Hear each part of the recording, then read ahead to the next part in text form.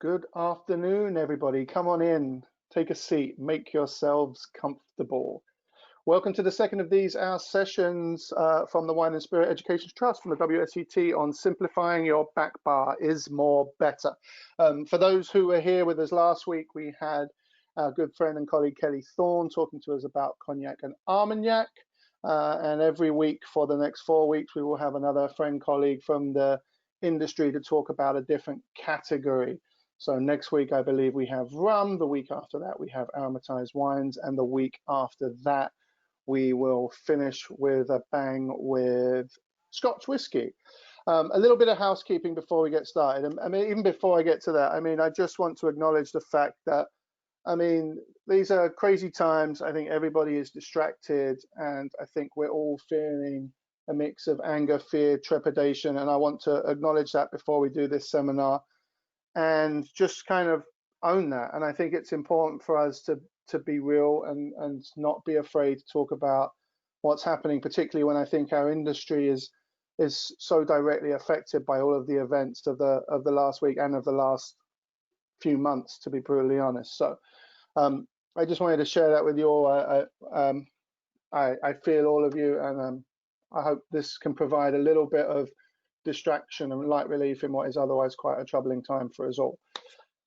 Some housekeeping to get us started. So my name is Rob McCackey. I'm the WSET Senior Business Development Manager for Spirits and Sake for the Americas. Before we get started, just to let you know, we are recording this session and a link will be sent to everybody tomorrow. So they can go back and review this again. I combed my beard and everything, so hopefully you might want to take some grooming tips and review that. Make sure your volume is turned up so that you can hear us. Use the chat box feature on the side to ask us any questions. Hopefully we'll have time to pause throughout the session to answer them. If not, we will just answer them all towards the end. This session is certainly going to be more interesting if we are answering your questions and queries and not just going back and forward. But without further ado, I think it's very, very important that I tell you who I'm here with today. Hopefully Tommy will share our presentation. Ah, look at that. Who the hell is Nick Korn? Good afternoon, Nick. How are you? I'm doing all right. Thanks for having me. Fantastic. I'm excited to have you here. So let's tell everybody who you are. So Nick Korn is a dedicated member of the Boston bar industry. I think that's fair to say, and a massive advocate for it. A decade plus member of that community. He is the owner and principal of OFFSITE, which is a boutique experiential marketing and strategy firm. I think that's correct. I'm never quite sure how to explain OFFSITE, but you do such phenomenal work. And I think you focus on changing paradigms. I think that's a fair way of talking about that. Beyond that, he has a background in anthropology. He is a world traveler, a gourmand, a Renaissance man in every sense of the word. And he also manages and co-teaches Grand 10 Distilling Academy, which is in its 12th, 13th session or so, which is a phenomenal chemistry-driven course for bartenders about distillation that I had the pleasure of sitting in on last year. And if you get the chance, I highly, highly recommend it. Hello, Nick. How are you? Hi, Rob. I'm doing all right. Was that a fair introduction? Was that a fair introduction? Yeah, it seemed really excellent off the cuff, like you were just made it all up. You knew it all right off the top of your head. So usually one of my favorite pastimes is asking my friends to describe what I do because it's complicated, I guess. But it's kind of unfair when you have a bio printed in front of you. So it is. I have like just a few keywords floating around, and then I work out which order they're best to put in. So, yeah, I try to make it sound natural and flow. But I'm excited to say that you called me a friend. That warms my cockles to hear that. We have known each other for quite a few years now, and I did neglect to mention that you are also one of the few people in the world who is a certified WSET Level 3 spirits educator. So I'm using you to shamelessly plug me, so you're welcome. But now I'm going to let you kind of take over for a little bit, and I think just spend the next few minutes kind of talking about your thoughts when I approached you to do this session, kind of how you envisioned it going, and then we can kind of get stuck in from there. Yeah, I mean, the first thing is if you look at the last part of my bio, I'm a big old nerd. I think Rob is as well. I assume most of you are. I think nerd is a positive word that we're trying to re-own, right? And I think, frankly, like spirits are an excellent way to sort of enter into whatever else it is that you're interested in. And so, you know, whether you're into chemistry or history or you know, science or homeopathy or anything, like you can kind of go down those rabbit holes. And I think you can look at this kind of world with that lens. So I think, like, you know, this is licensed to let your nerd flag fly and lean into what it is that you're interested in. I'd much rather have a conversation with all of us than just talk at you. And I think Rob has different things that he's passionate about than I do. So you'll see as we go along that we'll go down different roads and get distracted, and I think that's important. Speaking of being distracted, if we go to the next slide, this was sort of the premise that was presented to me, I mean, I think weeks ago originally, and as I've continued to reread it and prepare for this over the last, I don't know, let's say 8 days, certain words have started to jump out at me. And I think words are important as well. And we'll see like that they change, you know, and our sort of reaction to words. So as you'll see here, like certain words kind of jumped out. So on the next slide, as I read this, I was just like focused on this idea of being in I think we went too far, but that's fine, in a post COVID-19 world, which I think is not where we are right now, unfortunately, and I think it's not where we're headed anytime soon. Obviously, this is not, Rob presented this as a distraction from the world, but I think the opposite is true. I'm distracted by the world, and that's preventing me from kind of being in this other space. I just encourage everyone to like pay attention to how you feel and how the world of COVID-19 is real, and we're not in a post period or coming there soon, but I've spent a lot of my time over the last,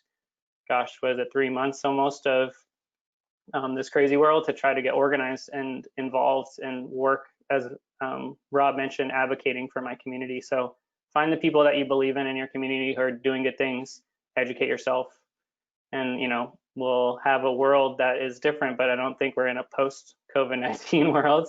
If we go to the next kind of like highlighted section, just words jumped out at me about we're going to have to be more focused than ever on diversity, and diversity will be increasingly important. So, I mean, obviously this is a crazy week that we're all in right now, and talking a lot of, hopefully we're having hard conversations about things. The good news is that we're talking about American whiskey, and like I said, it's a lens for a million different other pursuits or disciplines, but you can't talk about America without talking about, you know, or potentially going down a lot of different routes into all these kinds of distractions.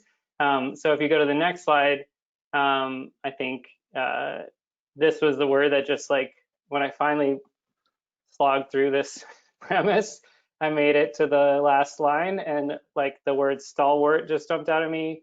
And this is kind of like a microcosm for Rob and I's relationship, where words that I see as like innocuous, he finds interesting or offensive or you know, otherwise stimulating, and the opposite is true. So and vice versa, yeah.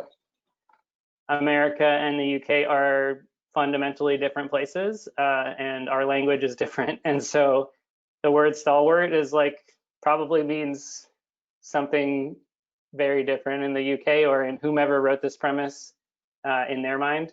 To me, I'm like immediately, you know, again, I'm a nerd. I love history.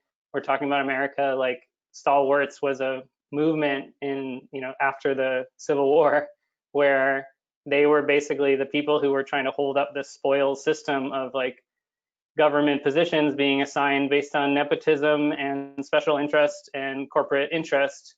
And, you know, does that sound familiar to the world that we live in now? And so it's just interesting to be like, actually the stalwarts are the people that are in charge right now and that I fundamentally have problems with. Anyway, if you want to go down that rabbit hole, I highly recommend looking up James Blaine, who was like a really fascinating person in our American history. He was called the Plumed Knight, which is, I think, was Rod's nickname on the basketball team. But the irony of all this is that, you know, it ended up in a compromise, essentially, that was fought against the disenfranchisement of newly freed African Americans in America. And again, just like, you can't talk about anything without talking about everything. So that's a very long introduction to why we're here, why we're talking about American whiskey. But I think we can't ignore the fact that we're in an interconnected world, and context is important, and educating yourself and asking questions and having hard conversations is really important. But I also think that's the interest of this as well, is how words, thoughts, and ideas evolve, but they also revolve. And I think that's a really interesting concept, that there's this cyclical nature of everything. And we like to think we've come a long way and then we take steps back. And I think that you could look at the American whiskey industry and you can see some correlations there as well. So I do think, you know, what I was always impassioned me about spirits, it isn't just learning about production or the differences or subtleties between different brands. It's to your point, that intersectionality of how you can use spirits to look at history or sociology or anthropology, or just all of these broader elements of society, past, present, and future. And I think that's a really unique lens at which to be able to look at all of these different things. So I think we're very lucky in a lot of ways, but I do think a certain responsibility comes with that as well, that we need to own and recognize. So I appreciate you doing that, Mr. Korn. And it was moving right now. So. Anyway, so that was just supposed to be a prompt about what it's presenting. Let's get stuck in. I'm ready. Yeah. So I think if we look at the next slide, I think anytime I'm involved in, you know, leading a discussion, I try to set some ground rules. I think we've already covered the first point, but I think it's really important to like pay attention to how you feel, and it's okay to be depressed, distracted, overwhelmed, to just need to take a break and step away. I think that's something that our industry historically is pretty bad at, and just like swallowing whatever's bothering you and going to work is something, I mean, that I have done for a lot of my life. I think, Rob, I know that it's been a minute since you've worked in the hospitality industry, but you have a long history there as well. And that's just the reality of where we're coming from, and it's not the future that we want to have. So just pay attention to how you feel, and if you're not feeling it, that's totally fine.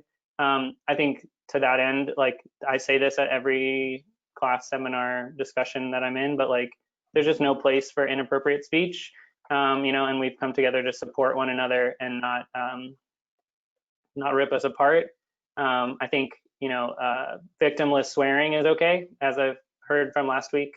Kelly, Thorne, and Rob are allowed to swear, so forgiveness in advance that I'll probably be swearing later up. And then I think it's just really important. Kelly set the bar, so we can blame her for everything. It's fine. Right. The ice has been broken. So yeah, so I think next up is just Kelly. Speak up. I would much rather take this in the direction that you guys want to go in. It's super weird to just be presenting to a computer screen instead of a room of people, but more and more that's becoming the reality that we live in. So please send questions in the chat. And honestly, and at the end, we'll have like our email and our additional contact information. So if there's things you want to know or curious about, you can reach out directly. We're both quite available. We are not hard to find. So that kind of leads us into actually getting started now that we're 15 minutes in. Which, if we look at the next slide, is essentially the problem presented was American whiskey in 5 bottles. So but before you get stuck in, so I want to say that for those who were with us last week, we're looking at taking slightly different approaches to this every week as well. So it isn't just about exactly the same format, looking at 5 different sets of spirits. I think what we were interested in doing is, based on who the presenter was, looking at things the way they wanted to do it. So Kelly was really impassioned by small independent producers of cognac and armagnac last week. So we named names and we called out brands.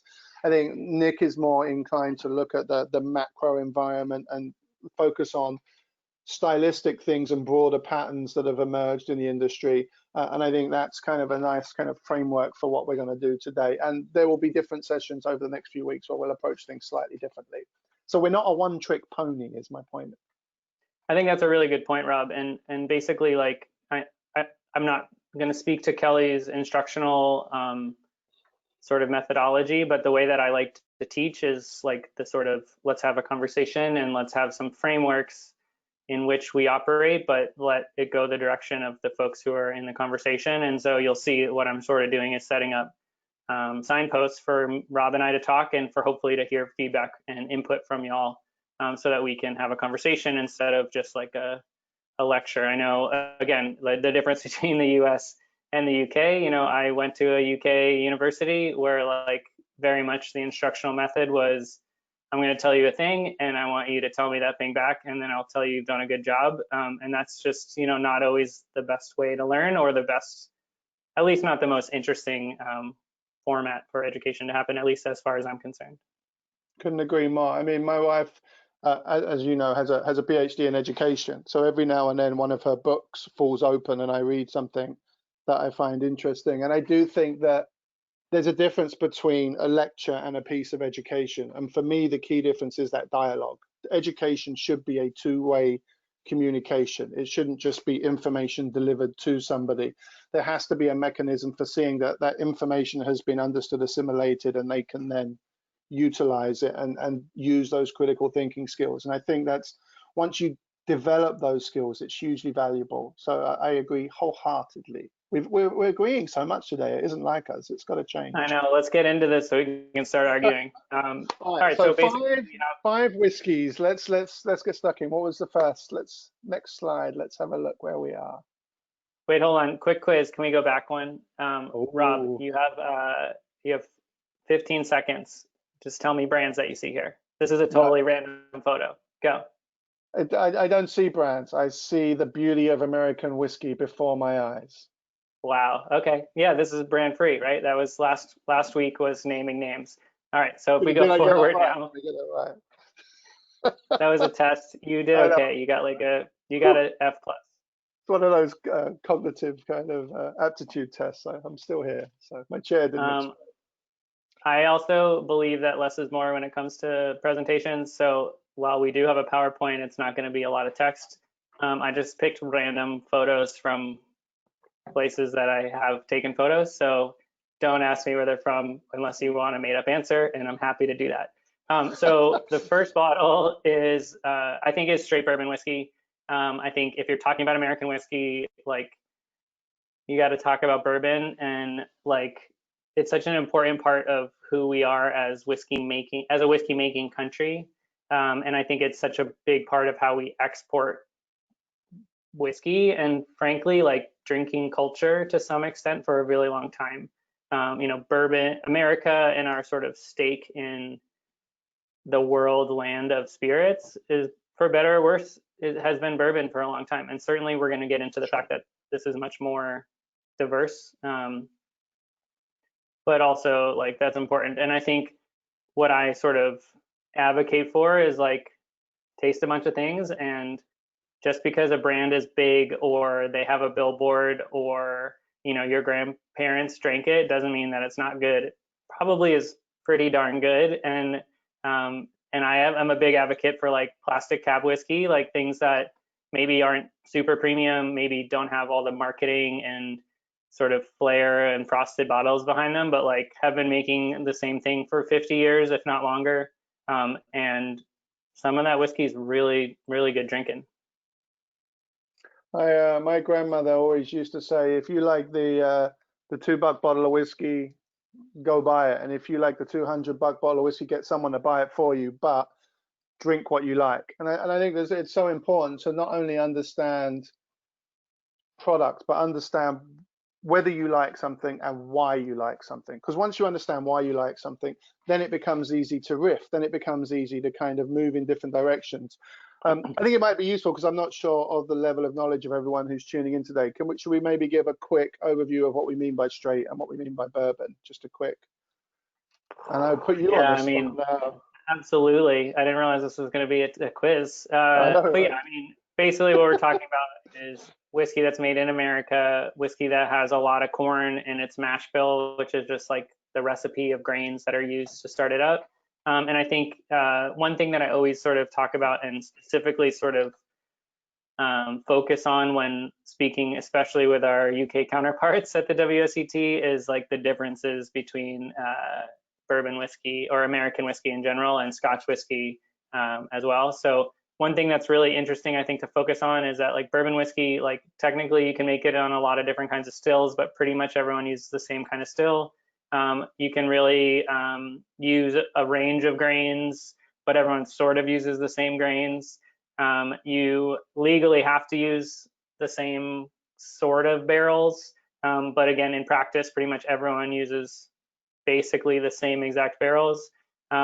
And then what really is like the crazy opportunity for individuality focuses on kind of two steps. One is the fermentation, which is such a huge piece of creating flavor in grain spirits. And so in America, we lean into fermentation, and everyone has their own yeast and yeast program and specialists, and and whether it's some part science and some part folklore, have kind of the secret sauce that makes their whiskey specific. And in Scotland, until recently, they could use one strain of yeast, and they were like, yeast doesn't matter, it just converts grains, or converts sugars into alcohol. And so that's like a real differentiation point, I think, between the Americans and the Scots. And then obviously the other step is like in your warehousing program, so how you treat your barrels and then how you blend them together, which I think is a point where America and Scotland are in agreement. I think it's really interesting to, when you look at these different spirits categories, and even within whiskey, I mean, and I think this is where, I mean, whiskey is a broad scope of grain-based distillates, but I think the approaches that different producers take, the levers that they choose to make important, I think is really interesting. So if you think about Scotch, it's the design of the still, it's the use of peat or not to use peat, it's finishing in different barrels that have had previous contents in. I think all of these things are what the Scotch producer leans into to express diversity within the category. But I think American whiskey, it's and like any product, I think it's very easy to become homogenous when everyone's using the same yeast, the same grains, the same stills made by the same company, the barrels bought from the same cooperage. It's important that you have something that you can utilize to showcase your individuality.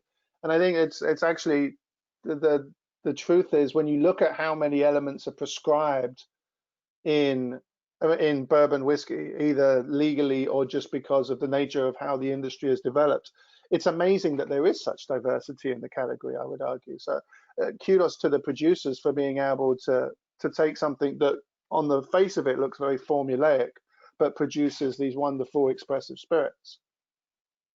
Kudos indeed. Kudos. I love your accent sometimes. No, I think that, we all, when you're working within kind of a limited amount of variables, it allows for real creativity, right? Like if anything's possible, then you can do anything. But as soon as you start to narrow down what's possible, you have to be more creative and more intentional. And so I actually do think, to your point, the combination of what's legally required and what's generally done has led to a narrowing of where this innovation happens. But it's undeniable that producers who are very similar to one another, who are just down the road from one another, are making wildly different products.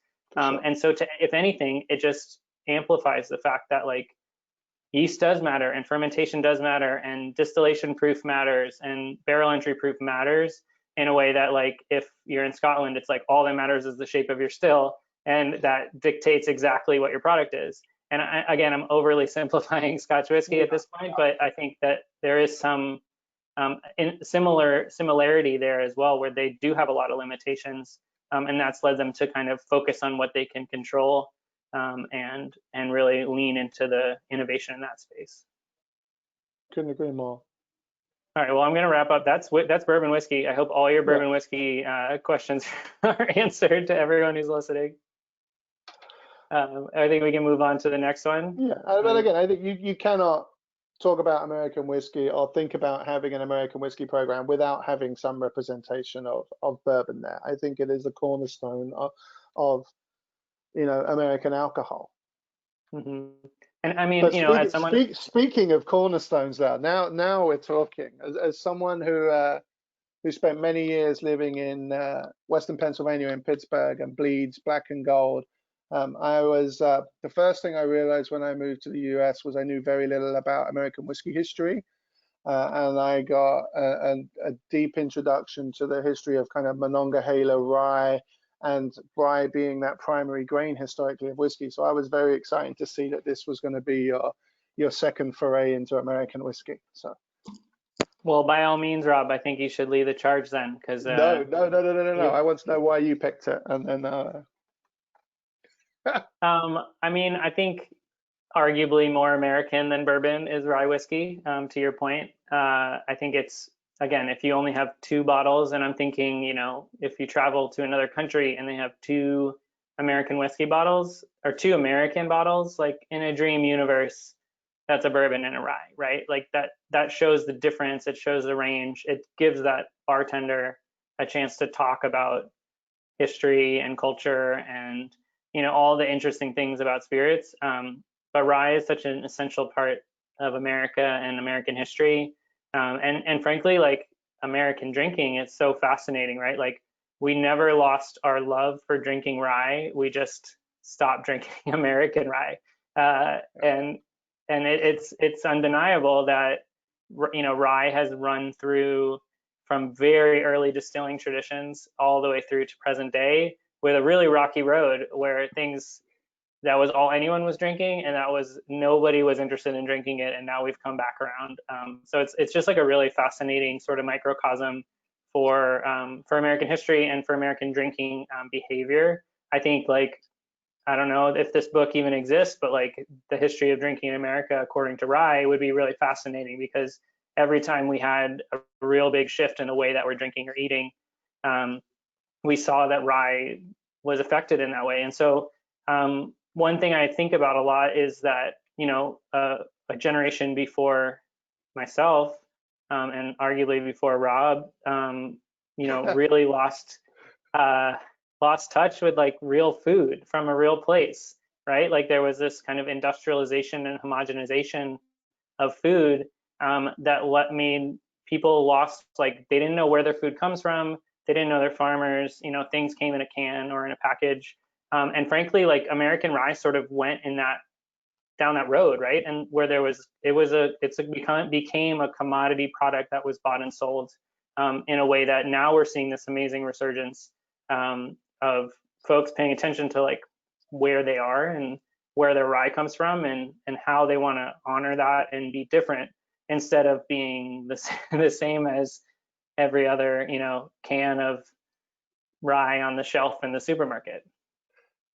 I think what's really interesting as well is, I mean, obviously when we think about bourbon and American whiskey in general, we're thinking about a mash bill. And it's this idea of co-fermenting different grains together to create a recipe, so to speak. And when you speak to most people who enjoy bourbon, most bourbon has a decent chunk of rye in it. There are a few wheated bourbons that are excellent. But when people think of bourbon, I think a lot of times they're thinking of bourbons that have a nice kind of rye spice. And I would argue, if that's the element you're enjoying in the bourbon, then why not take that its natural course and drink rye?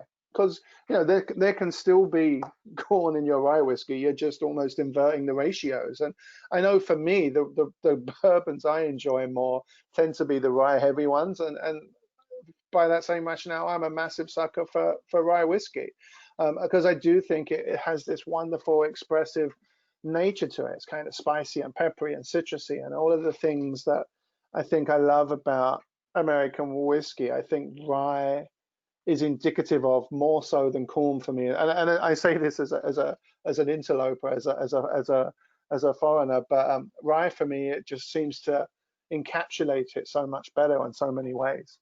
Mm-hmm. Yeah, I think the other thing that's interesting and that I think about a lot is I had a conversation with a friend many years ago who, you know, knew a lot more about this industry than I, and he was talking about how when rye started to come back and started to be in these classic cocktails, and the sort of general population like started to kind of ask questions about rye and try rye and drink rye cocktails again, you know, that's not that long ago. And frankly, like a lot of the rye producers had either stopped making rye or really scaling back. You know, you talk to some of these big macros and they're like, we make bourbon 364 days a year and we make rye one, right? And that was satisfying the demand for a long time. And so what was interesting and what this friend of mine brought up was that folks were trying multiple ryes. Like they'd go to a bar and there'd be 5 ryes on the bar and their bartender would be telling them about it and they'd be trying them, or they'd go to the liquor store and buy a few different ryes. And ultimately at that point in time, a lot of those ryes were all coming from the same place. And so they sort of, it was like stacked against the consumer or the general drinker to be able to educate themselves, because everything was really murky about where things were being sourced from. And essentially you'd like be like, oh, I like, you know, these 3 ryes are all great and this one is weird and doesn't even taste like rye. And really what they were doing was comparing 3 bottles of the same product with one product that was different. And it created this sort of pushback against folks actually making their own rye for a moment, because the kind of consumer palate was so micro focused on what most of the market was selling, which was the same 2 producers basically of rye, rebottled as a bunch of different things. And I'm not speaking ill of the idea of purchasing whiskey. If someone makes whiskey really well and it's delicious and it does what you want it to do, then you should totally buy it. And I don't think there is a problem with that, but I think you should also be transparent. And I think what I'm talking about specifically is just, it led the general public to think that rye was such a narrow definition because they were literally tasting the exact same product in different bottles. And so as soon as they tried something that a different producer had used, or maybe had used a different yeast, as we talked about before, all of a sudden they're like, this isn't rye, or this doesn't taste right. So it's really great now. I think there's so many opportunities to taste rye in such a range that we're coming back to this really cool time where folks can decide what they like. I think so, and it harks back. I mean, if you think back historically about rye, and you know, it was farmers who had grains, and you know, it's much easier to store and sell whiskey than it is to store and sell grains. It's more shelf stable, it's more It's also more reliable, fun. and more fun as well. It helps you put up with those long nights of solitude in Appalachia. But yeah, I think there's a correlation there between how the craft industry has developed in the last 10, 15 years as well. And I think, sure, a lot of people, when they were starting out, you've got to age whiskey, you've got product you lay down. That's if you choose to go that route, or you're just sourcing and bottling, or maybe blending. And none of those things are intrinsically bad. I think there was a time when there was a lack of transparency and people got away with it, unfortunately. And that led people, I think, to make an assumption incorrectly that the juice was bad or there was something nefarious going on, which generally wasn't the case, other than the marketing team making a poor decision in terms of their messaging. But I think as craft has evolved, and you know, people have, there's been this spirit of collaboration that I've noticed in the last 10, 15 years between craft producers that is really, you know, it's phenomenal to watch. There's a sense of fraternity and equality there that leads to the sharing of ideas and people kind of talking, you know, that I think has led to the whole industry lifting itself up, and a curiosity that I think is ingrained in the American psyche anyway, that has led to people. There's almost been this renaissance of this farmer distiller culture of people wanting to source out heritage grains and look at different ways of doing things, and really showcasing the grain as the star of the show, that I think is really, really commendable in a lot of different ways. Yeah, I think that's an amazing wrap up of this slide. So we move on to the next one. And we did get a question from Philip about a brief summation of the history of rye. I think Philip sent me an email. We can have. I think it's a long conversation that I wouldn't want to do a disservice by giving you like the York Notes version. But I would be happy to have an offline conversation about what I think the history of rye is and how it's involved and how important it is to America. Yeah, like I mentioned, Philip, that is. It's a whole book that hasn't been written. Also, as I'll mention, one of my favorite things to do is guess at the meaning of things that Rob says that I don't understand. So I can only assume that the York Notes are like the Cliff Notes, but Oh Cliff yes, has some, I always get, my wife always shouts at me for that. Yeah, Cliff Note, York Notes was the British one, Cliff Notes is the American one. Yeah, which same I thing. can only So, assume is because Cliff has some like dirty connotation in British English or well, it's something that probably, yeah, we can't say it. probably. Anyway, as we move on, the third bottle, if you're selecting 5 only bottles of American whiskey, I think Rob started to intimate this, but like obviously craft distilling and whatever you think that word craft means, that's a whole nother seminar. But I think what I wanted to lean in, instead of saying craft, which as we all know doesn't really have a legal definition and has been co-opted by all different types of people for all different reasons, I think local is the sort of sword that I'll fall on. And I think as I travel and as I meet new people and as I talk to folks who work in our industry, there are amazing industry people all over our country and the world, and there's amazing distillers likewise. And so if anything else, you should take the platform that you have and educate yourself about what's going on in your community. And I think this can be true for spirits and food purveyors and about a million other issues that seem to be particularly prescient at this exact time in our history. But spend time in your community and communicate with the people who live in your community and advocate for them, because at the end of the day, as a bartender, you have a platform to speak. You have a rapt audience. I think you should listen to the fact that if they're not interested in you talking about the history of rye, then don't force them to listen to it while they're stuck in your bar seat. But if they are interested and if they do want to hear more, you have an opportunity to be an advocate for the things that you believe in, as opposed to just the things that you've been marketed. And so educate yourself. And one thing I think that's really, really important to the food industry and to the folks who really care about food in our industry is supporting local farmers. And likewise, you should support local spirits.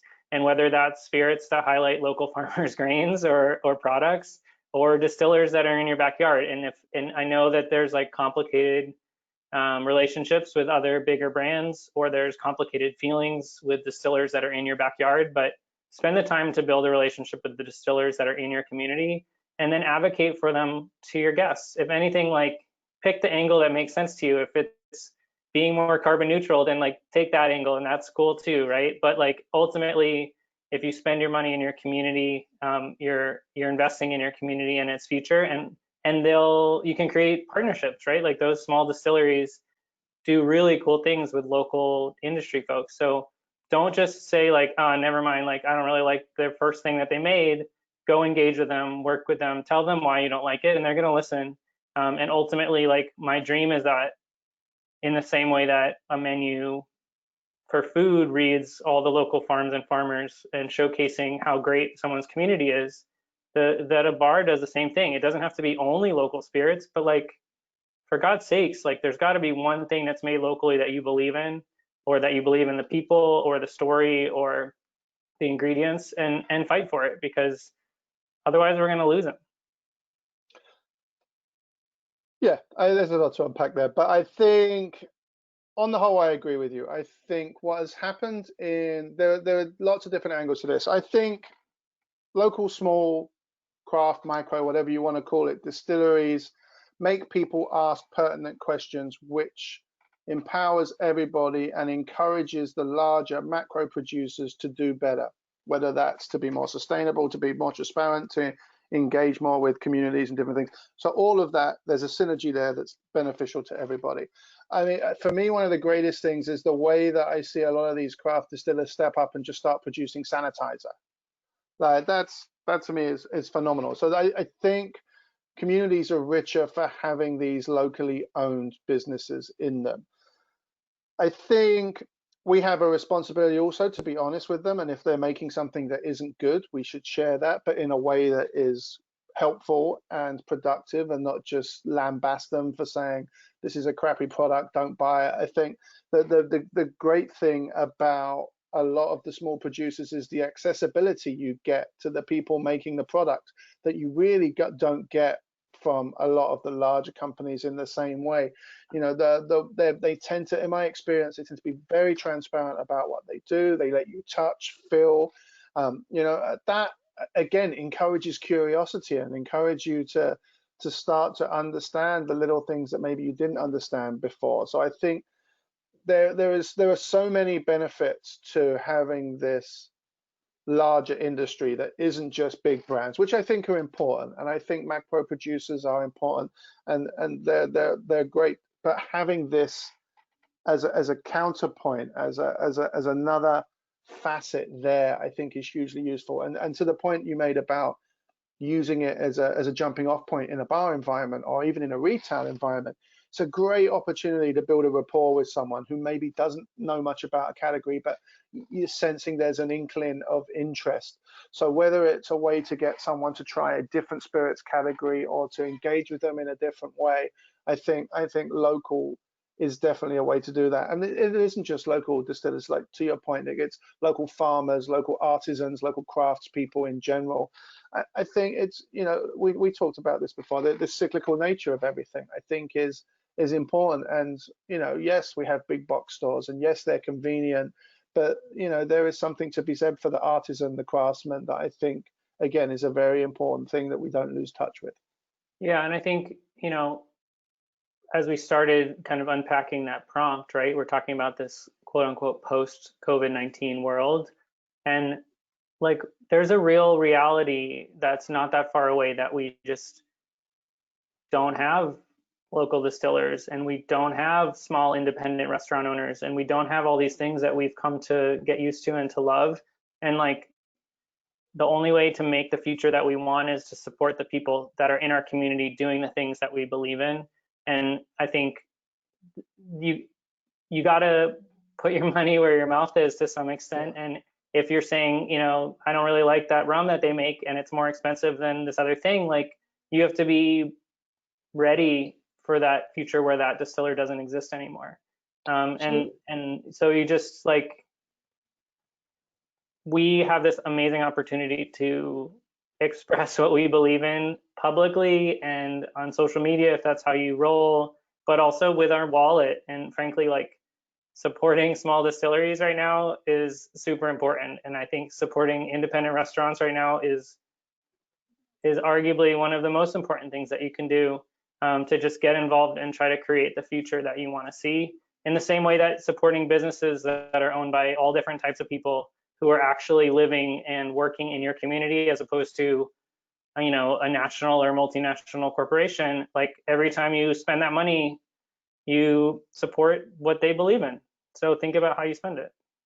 Well, and, you know, like yourself, I spend a lot of time traveling around the US, and the amount of, you know, communities I go to where you think this, especially, you know, steel towns and blue collar towns and towns that have been decimated by big industry and stuff, and you see that these craft artisans are going in and rejuvenating neighborhoods and regenerating. They're encouraging people to move back to neighborhoods, which is, it's all positive. You know, I think these are great things, and we should be encouraging more and more people to do this. And like you said, keep those tax dollars, keep those retail dollars in the communities is hugely useful for everybody. I don't know that they're all positive, but we'll leave that one for another day. Yeah, I think if we move on to the next bottle number 4, if you're counting along at home, I think American single malt is something that has to be in this 5 bottles. And in the same way that bourbon and rye have an essential piece of our history, so too does American single malt, and we're sort of living that history right now. So, you know, it's easy to say that American whiskey is made on a column still and comes firing out that still like a fire hose, and that, you know, it's all made by these giant producers, which we all know is not true. But there's such a range of things that are made in America. To define American whiskey by a style or a region, I think is selling us short.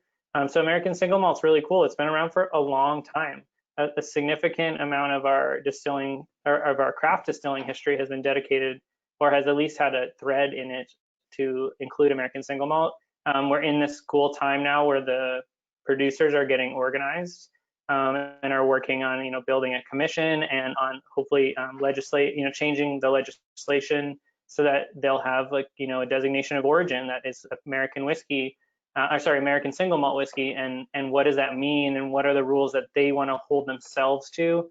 It's pretty cool when the producers themselves are holding themselves to a higher standard, because they want to create something that, you know, that has a place not just in America but on the world stage.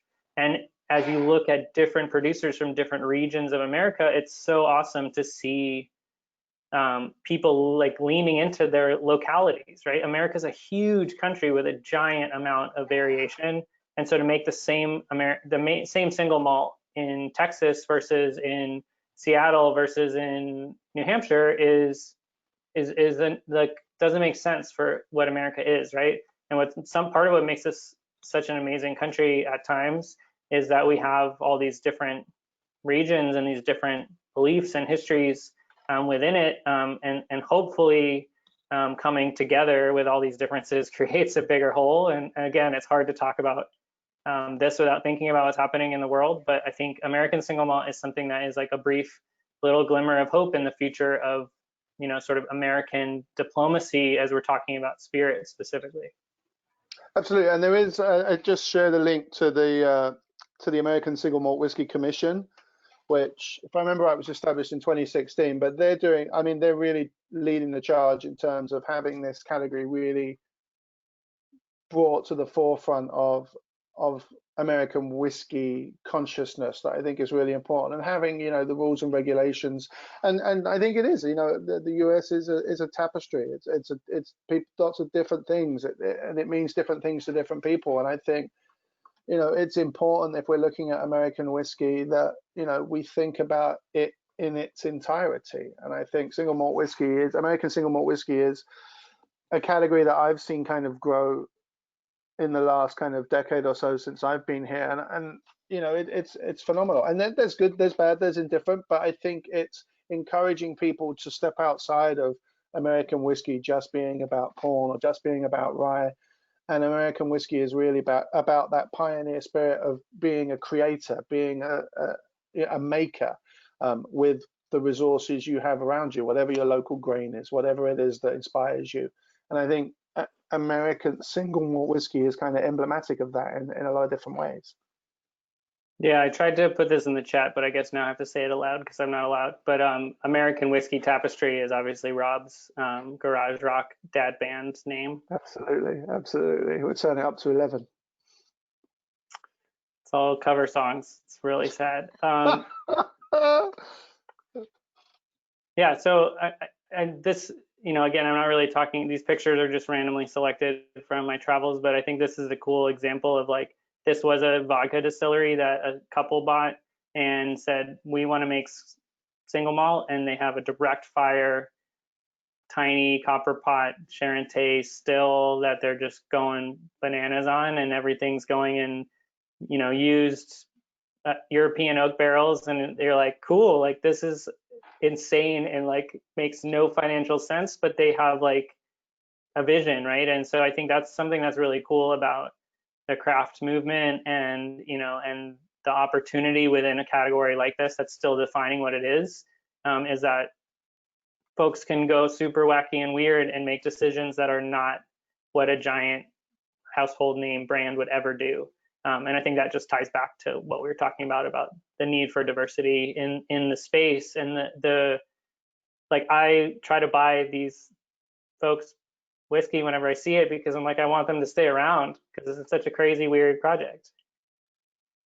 I think, and in this, I think it's always fun when you see these things and people doing it with a passion. I think when I was a young man, so many generations ago, what really got me excited about alcohol, and this was wine, and this was beer, and this was spirits, I think it was all three. When you go to places and you meet the producers, and they're all slightly crazy, demented, but they have this underlying passion that is just a force of will that you cannot help but get caught up in, and it's intoxicating, and it's, you know, you kind of get it. There's almost like that you have an epiphany that's like, I get it now. I get why people do this.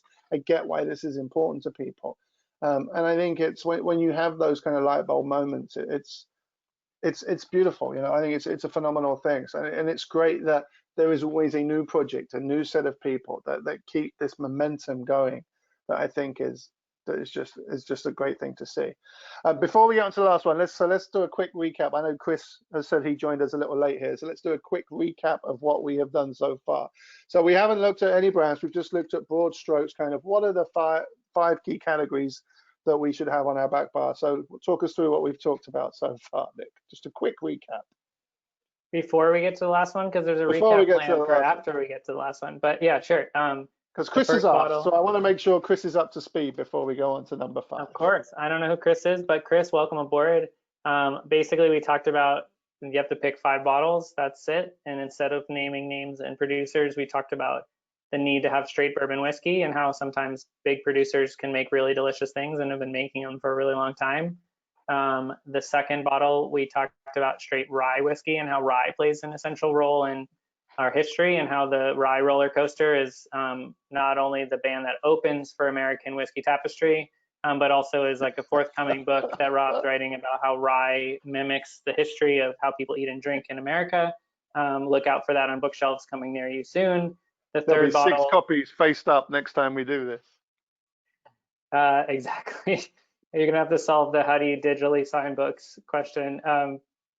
The third bottle was about supporting local and how important it is to put your money where your mouth is and support small producers in your community, and how bars and liquor stores need to advocate for the folks that are doing the hard work in their own community. And then up to present, we talked about American single malt and how this is a category in the making, and we're right in the time when this is going to be a thing that has a legal definition and will start to be part of what is exported from America and what represents what whiskey can be in America.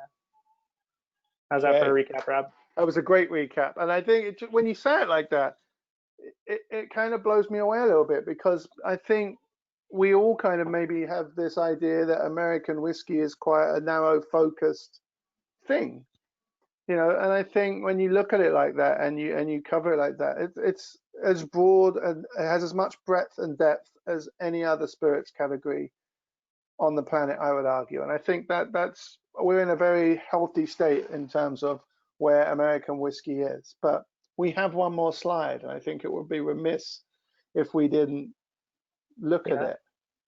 I don't know, the sentence "we're in a very healthy state" is one that's hard to believe in at this moment in time. But I think if we go to the last bottle of this 5-bottle lineup, we have this is like a classic. Nick said something in American English and Rob read it in British English. So Rob, I would love for you to tell me what your ideas for Flex is, and then we can talk about what I was thinking. Right. I assume we're talking about entirely different things. I'm not talking about how much you bench press, although that could be a flex. When I saw this, it's funny, my mind went straight to Canadian whiskey.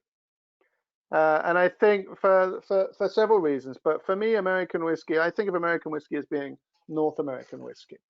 And I think Canadian whiskey is often unfairly maligned, and it has a very long history. It has a great pedigree and actually produces some pretty outstanding spirits. And I think what a lot of people see as negative aspects to Canadian whiskey, I actually see as positive. So for instance, people talk about the fact that they don't have to use oak. People talk about the fact that they're allowed to add 1/11, so the 9.09 of other things, and the fact that they're not doing a mash bill, they're making different whiskeys, so they have base whiskeys and flavoring whiskeys that are blended together. And I see all of that as opportunity. That if I'm a producer, that gives me the ultimate opportunity to be creative. I'm not limited or bound by very tight regulations or rules. The only thing that limits me is my imagination. Does that mean that all Canadian whiskey is outstanding in quality? No. But does it allow me the facility to get really innovative and put some phenomenal products on the market? Absolutely. And I get to spend a decent amount of time in Canada, or I did used to get to spend a decent amount of time in Canada, and I hope to again as soon as that's viable. But I've just had some phenomenal spirits, and they have the craft scene there is just as vibrant and just as robust as it is in the US, if not more so. And just the quality of the distillates and the innovation of the producers is second to none. So I think that was where my instinct took me, was, you know, embracing American whiskey as being broader than the geographical boundaries of this one nation and looking at the broader landscape of the continental mass. Yeah, I mean, totally different from what I had in mind, but also excellent. Cool. So where were you thinking? Let me hear your... In my head, I was thinking, well, first of all, you talk about you reading American whiskey as North American whiskey, right? So let's talk about Mexican whiskey, right? For like sure. that is a category that's starting to become a thing, right? Like corn has been in Mexico for arguably significantly longer than it's been in the continental U.S. So that's like a whole nother, you know, realm of interesting innovation. In my head, when I said flex, I was thinking about, like, if I'm a bartender or bar manager and I have 5 bottles and each of them serves a purpose, my bottle number 5 is an opportunity for me to flex, right? So you saw it as like being flexible with the definition of American whiskey. I thought about it as like kind of a chance to showcase what it is that bar concept does, right? And what makes them special. So obviously there's no clear answer, because every person who's making this hypothetical list of 5 whiskeys, whether it's at their home or at their liquor store or at their bar or whatever, at their office, because that's a thing that people used to do. But you know, what is the flex? What is the chance for you to like tell a story about something that you love, right? Be able to like go down the rabbit hole of the thing that interests you, that we kind of said at the start, right? If there is a whiskey that you can use to tell a story or to tie into something that's important to you, then why not do it, right? That's your flex, like, or something that only you have, right? Like single barrel programs are such an interesting way for a person or a team or a outlet to showcase what it is that they believe in and what they like. And they can be like, this is the weirdest version of this whiskey ever, and it's from one barrel that doesn't taste like any of the other barrels, and that's why we love it, right? And you can only get it here. So to me, the flex was saying, like, this is a distillery I visited, or a story I love, or, you know, a person I know, or my hometown, or the single barrel we selected, or, you know, we're a Spanish concept restaurant, and this is a whiskey that's finished in a sherry barrel that has, you know, flavors that really pair well with their food, you know. So there's like a million options as to what the flex is. But I think, you know, if you have 5 bottles on your back bar and people are like, what is that one? That's the flex as far as I'm concerned, right? It's the thing where you get a chance to tell what it is that you do and what is interesting to you. Yeah, I think that is a phenomenal note to end on. So as we move to our final slide and our last, we got our kind of 1-minute warning from Tommy. So I think, you know, we really have covered the gamut, and I think it's really useful to have shown the diversity and the strength of American whiskey, and I think it is in a relatively strong place, a very strong place. And I think if you have a responsibility, if you're going to have a beverage program, to make sure every bottle on that back bar has earned its piece of real estate. And I think I think hopefully we've given some people some ideas to be able to better do that. So thank you very much, Nick, for your thoughts. Your earnest kind of energy is really, really appreciated. And I think I always enjoy chatting with you and learning from you and sharing ideas with you. I think I always feel enriched afterwards. So thank you very much for your time. Last slide up there is if you want to reach out to us. If we didn't get to your question, please feel free to send us an email, reach out to us via social media. It's been another fun hour. I look forward to seeing you all again next week at 1:30 for another session, as I introduce another friend and colleague to talk about is more better, simplifying your back bar. Nick, once again, thank you so much for your time. Stay well, my friend. Everybody, take care of yourselves and each other, and we will see you all next week. Thank you.